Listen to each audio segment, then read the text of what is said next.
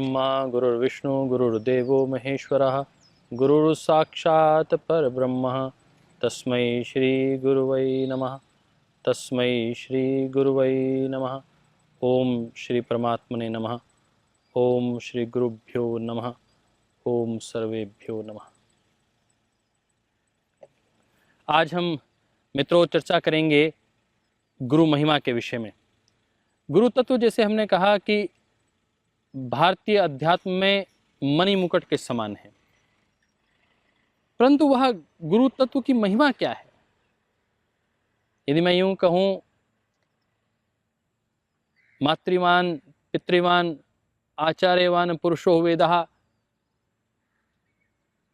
आप उसको स्पष्ट समझ लेंगे।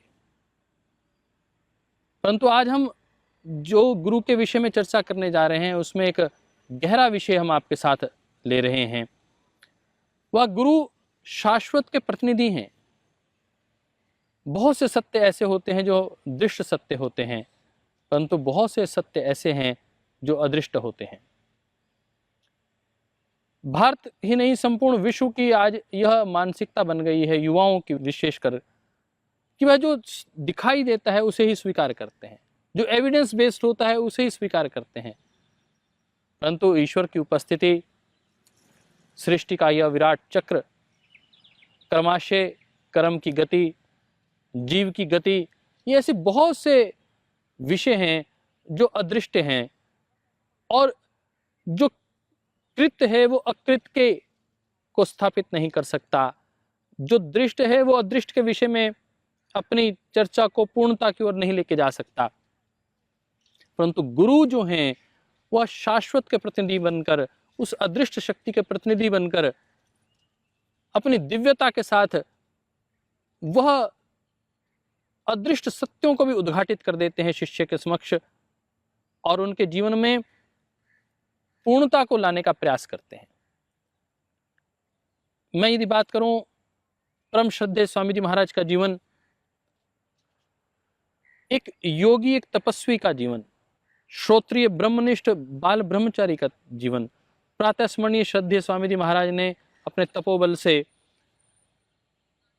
भारत की उस गौरवशाली संस्कृति और सभ्यता को सम्मानित किया है। वह एक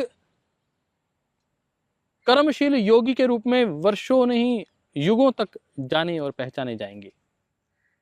योगेश्वर भगवान श्री कृष्ण ने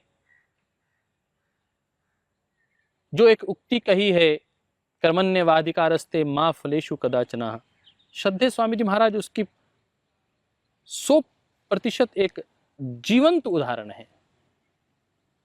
और एक एक क्षण, एक एक कर्म उनका राष्ट्र के लिए समर्पित है, गुरु आज्ञा के लिए समर्पित है।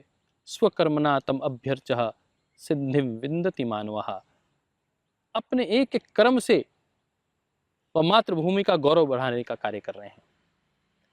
तो व्यक्ति का निर्माण कहां से हो रहा है?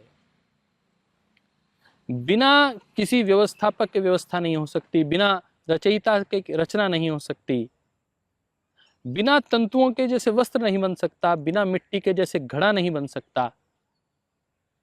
वैसे ही एक अच्छा गुरु एक अच्छे शिष्य के रूप में सामने आता है, और एक अच्छा शिष्य ही एक अच्छा गुरु बन सकता है। यह गुरु शिष्य परंपरा अनवरत चली आ रही परंपरा है। ब्रह्मा जैमिनी पर्यंत, महर्षि दयानंद पर्यंत वो जो परंपरा चली आ रही थी, उस परंपरा को श्रद्धेय स्वामी जी महाराज ने गौरवान्वित किया है। हम यदि खोजने निकलेंगे तो श्रद्धेय स्वामी जी महाराज के भी जो गुरु हैं वह अपने आप में एक दिव्य स्वरूप है, एक तपोनिष्ठ संत हैं, व्याकरण के आचार्य, व्याकरण के सूर्य हैं। मैं बात कर रहा हूं दादा गुरु श्रद्धेय आचार्य प्रद्युम्न जी महाराज की। तपोमूर्ति, वीतराग सन्यासी, वेद पाठी परम श्रद्धेय आचार्य बलदेव जी महाराज की। उन्होंने अपने गुरुकुल में किस प्रकार श्रद्धेय स्वामी जी महाराज, श्रद्धेय आचार्य श्री का निर्माण किया, इसकी हम कल्पना कर सकते हैं। आज श्रद्धेय स्वामी जी महाराज शाश्वत के प्रतिनिधि बनकर निरंतर एक उद्भट वक्तृत्व का तो उनका भाव है ही, परंतु जो वह ईश्वरीय सत्ता के विषय में, कर्माशय के विषय में बात रखते हैं, जब ये कहते हैं कि आप जमीन में यदि कृषि के रूप में बात करते हैं तो एक बहुत कर्मठ कृषि को ही अध्यात्म के साथ जोड़ देते हैं। कहते हैं कि यदि आप खेत में गेहूं बोते हैं 50 किलो और उससे मिलता है 35 क्विंटल, 30 क्विंटल, ये आध्यात्मिक कर्माशय की भूमि है। ऐसा ही हमारा जीवन है। हम जो चीज बोएंगे, हम यदि गेहूं बोएंगे तो वो कई गुना होकर हमें मिलेगा। यदि हम पाप बोएंगे तो पाप भी कई गुना होकर मिलेगा, और यदि पुण्य बोएंगे तो पुण्य भी कई गुना होकर मिलेगा। ऐसी कर्माशय की, कर्म की परिभाषा साहब मैंने भी 40 वर्ष तक आध्यात्मिक विभिन्न हस्तियों के समीप बैठने का अवसर मिला, मैंने भी इसको न सुना था, न जाना था, न समझा था। इतना तो समझा था कर्माशय की गति में कि जो हम बोते हैं वो काटते हैं। बोए पेड़ बबूल के तो आम कहां से होए, पंचतंत्र की कहानियां तो पढ़ा करते थे कि आम बोओगे तो आम ही निकालोगे, नीम बोओगे तो नीम ही मिलेगा, परंतु ये नहीं पता था कि कई गुना होकर मिलेगा। ये जो भाव है, और कई बार ईश्वर अपनी अभिव्यक्ति के लिए कुछ जीवात्माओं का चयन करते हैं। उस चयन में परम श्रद्धेय स्वामी जी महाराज हैं, जो शाश्वत के प्रतिनिधि बनकर उन अदृष्ट सत्यों को उद्घाटित करने का कार्य कर रहे हैं। आध्यात्मिक जीवन शैली में जो बड़े लक्ष्य हैं वह ट्रांसफॉर्मेशन है, वह रियलाइजेशन है, भ्रमों का निवारण होना और जीवन में रूपांतरण होना। ये अपने आप में बड़े तत्व हैं जो सामान्यतः कदाचित प्राप्त ही नहीं हो सकते जब तक कोई दिव्य, जिन्हें अनुभूति हो चुकी हो उस शाश्वत की,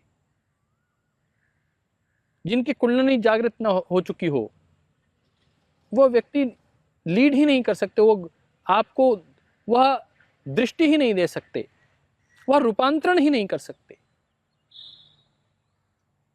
व्यक्ति निर्माण से राष्ट्र निर्माण की जो प्रक्रिया है, आत्मबोध से आत्मबोध की जो प्रक्रिया है, आत्मबोध से ईश्वरीय बोध की जो प्रक्रिया है, इसमें गुरु का अत्यंत महत्व है। और इस महनीय तत्व के विषय में हम जब चर्चा कर रहे हैं तो हम ये कह सकते हैं कि यदि एक साधक के जीवन में रूपांतरण होना है, रूपांतरण मायने कि जो हमें जगा दे, जो स्वयं से हमारा परिचय करवा दे और फिर चलकर स्वयं अपने जैसा बना दे, उसे गुरु कहते हैं। साहब, पारस तो लोहे को साथ में रख ले धातु तो सोना बना देती है, परंतु गुरु तो यदि वो पारस हैं तो पारस ही बना देते हैं। और यह हम सब कार्यकर्ताओं के लिए, पतंजलि के सब साधकों के लिए गौरव की स्थिति है कि हमें ऐसे परम श्रद्धेय वंदनीय गुरुवर मिले हैं कि जो शिष्य चेले चेलियां नहीं बनाते, जो कहते हैं मेरे प्रतिरूप बन जाओ, जैसा मैं हूं वैसा बन जाओ, जो मेरे संकल्प हैं उन संकल्पों को जियो, जैसे मैं सोचता हूं, जैसे मैं करता हूं वैसे करने लग जाओ। चित्र की पूजा नहीं करो, चरित्र की पूजा करो। इस दिव्य भाव को जीने वाले उस दिव्य महनीय गुरु तत्व को, उसकी महिमा को जितना हम नमन करें उतना कम है। ईश्वर के हम यदि बात करें तो विश्वमय और विश्वातीत दो स्वरूप हैं। विश्वमय स्वरूप तो समझ में आता है, दिखाई देता है, दृष्ट है, मूर्त रूप है, परंतु जो अमूर्त है, अदृष्ट है, उसको हम कैसे जानें? वो जो प्रोक्ष में है, उस ब्रह्मांड के विषय में हम कैसे पहचान करें? उसकी जानकारी, उसका ज्ञान केवल समर्थ गुरु सत्ता ही करवा सकती है। एक आलंबन की सदैव एक साधक को आवश्यकता रहती है। जैसे एक सांसारिक जीवन में माता पिता की आवश्यकता एक पुत्र के साथ रहती है, फिर एक जीवन आरंभ होता है जहां साधक को गुरु की आवश्यकता रहती है। सांसारिक जीवन में आलंबन की आवश्यकता है तो आध्यात्मिक जीवन में भी आलंबन की आवश्यकता है। मैं बात कर रहा था हठ योग की, जहां बार बार गुरु के विषय में कहा गया कि गुरु की अत्यंत आवश्यकता है, और वह गुरुओं का गुरु वह परमेश्वर है, और वह दिव्य आलंबन हम उस परम पिता परमात्मा का तो लें, परंतु वहां तक पहुंचने के लिए कोई हमारी बाजू पकड़कर हमारे साथ लेके चले। हे नाथ, हे नारायण, मैं तुझे कभी भूलूं नहीं। हे नाथ, हे नारायण, तुम भी मुझे कहीं नहीं भूलना, मेरी बाजू पकड़कर मुझे अपने साथ ले चले। गुरु अग्नि स्वरूप हैं। अग्नि अस्मि जन्मना जात वेदा, और शिष्य उसमें समिधा के स्वरूप है। उस साधना की यज्ञाग्नि को यदि प्रकट करना है तो एक शिष्य को समित पानी होकर उपस्थित होना होगा। यज्ञ में हम जब 3 समिधाएं डालते हैं, उन 3 समिधाओं को लेकर हमें, उन 3 समिधाओं का अर्थ क्या है? तप, ब्रह्मचर्य और श्रद्धा, इन 3 तत्वों को अपने भीतर धारण करके, इन 3 समिधाओं को लेकर समित पानी होकर श्रद्धा पूर्वक, निष्ठा पूर्वक गुरु के चरणों में उपस्थित होने से ही वह अदृष्ट जो तथ्य हैं, रहस्य हैं, वह उद्घाटित हो पाते हैं। सेवा है यज्ञ रूप समिधा सम हम जलें। जब शिष्य इस भाव के साथ उपस्थित होता है, उस सेवा यज्ञ में अपने आप को आहूत करने के लिए तत्पर होता है, एक निष्ठा, श्रद्धा और प्रेम के साथ शरणागति आ जाता है, तो उसके सारे भ्रम दूर हो जाते हैं। ओम अयंत इद्म आत्मा जात वेद से नेधस्व वर्धस्व चेद वर्धया। ये पहली समिधा इस मंत्र के साथ डाली जाती है, और अर्थ बिल्कुल स्पष्ट है कि हे प्रभु, मेरी इस आत्मा को ईंधन बना लो और इसको दिव्य ज्ञान से आप्लावित कर दो, अभिषिक्त कर दो, दिव्य प्रकाश से अभिषिक्त कर दो प्रभु।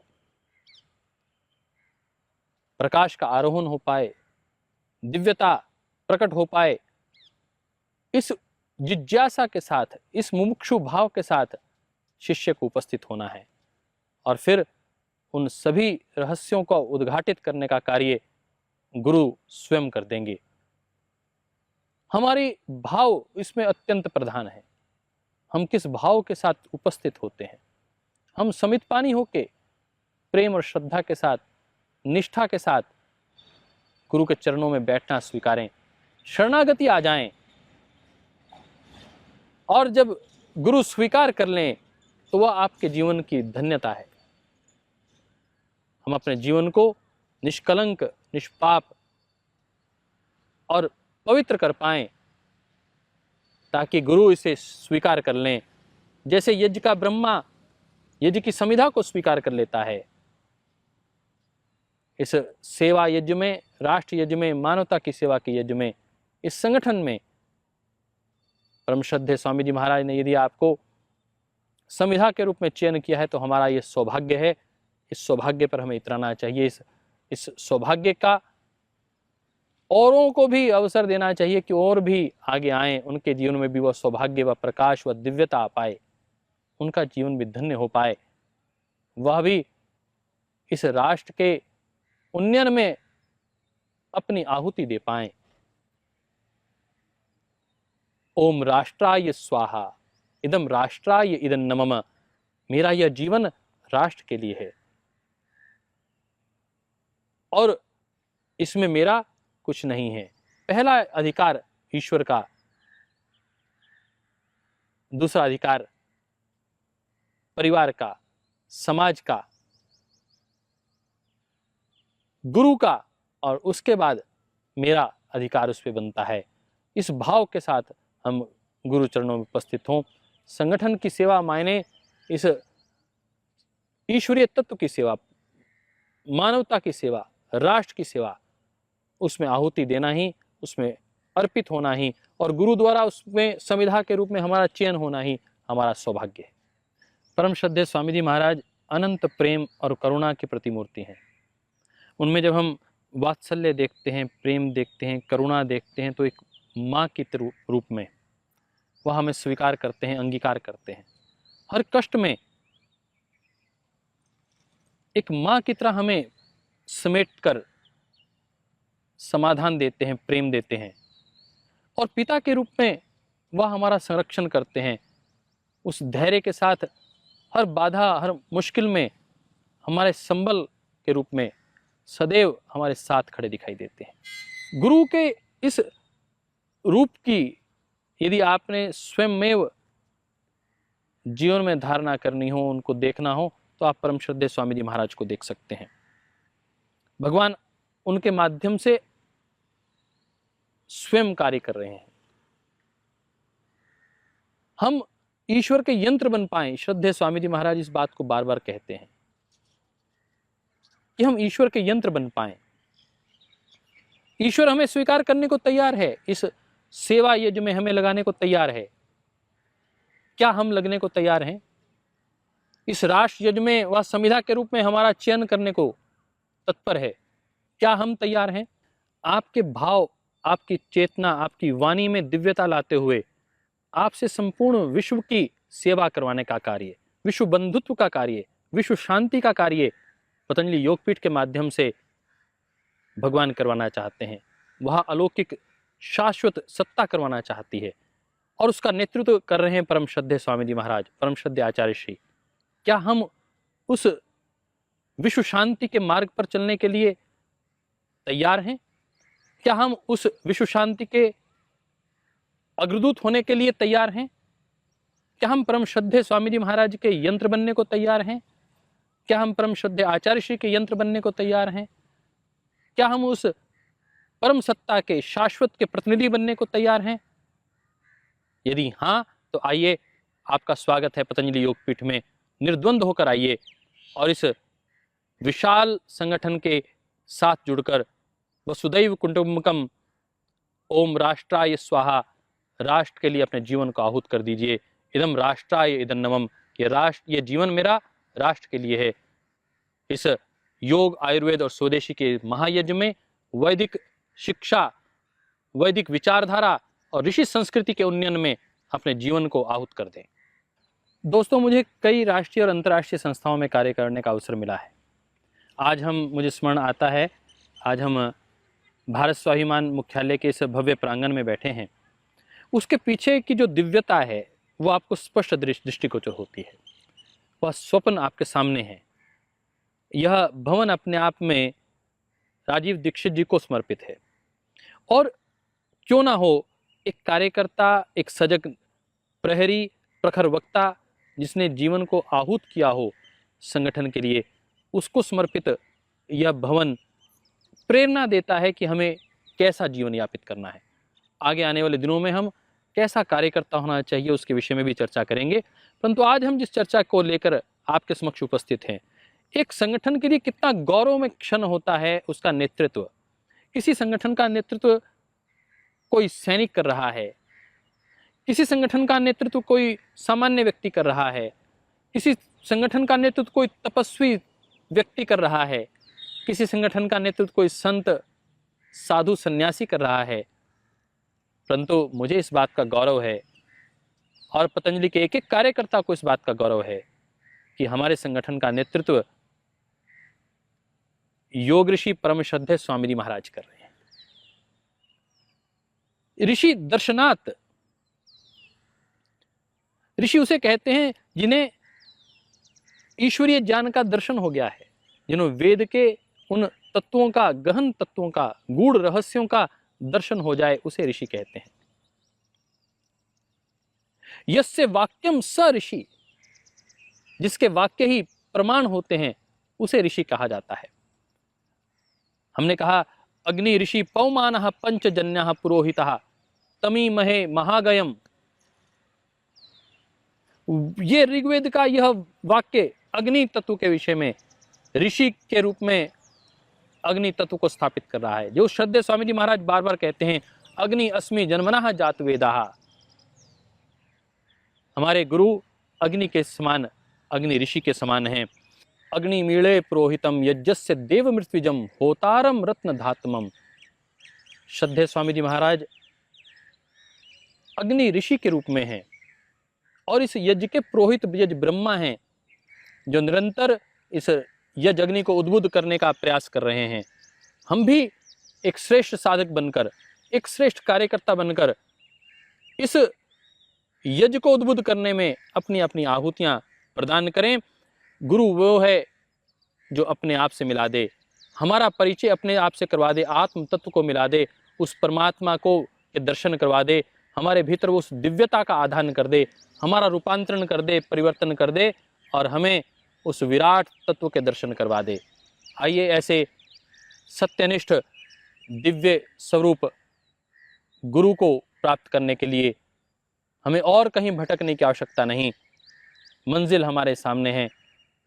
केवल हमें अपने 4 कदम बढ़ाकर पतंजलि योगपीठ की ओर अपनी दिशा को इंगित करना है। संपूर्ण ईश्वरीय शक्ति, गुरु शक्ति आपका स्वागत करने के लिए आतुर है। आइए और राश यज्ञ के इस महासंकल्प में, महायज्ञ में अपने आप को हम आहूत कर दें। मानव सेवा के इस यज्ञ में हम अपने आप को आहूत कर दें।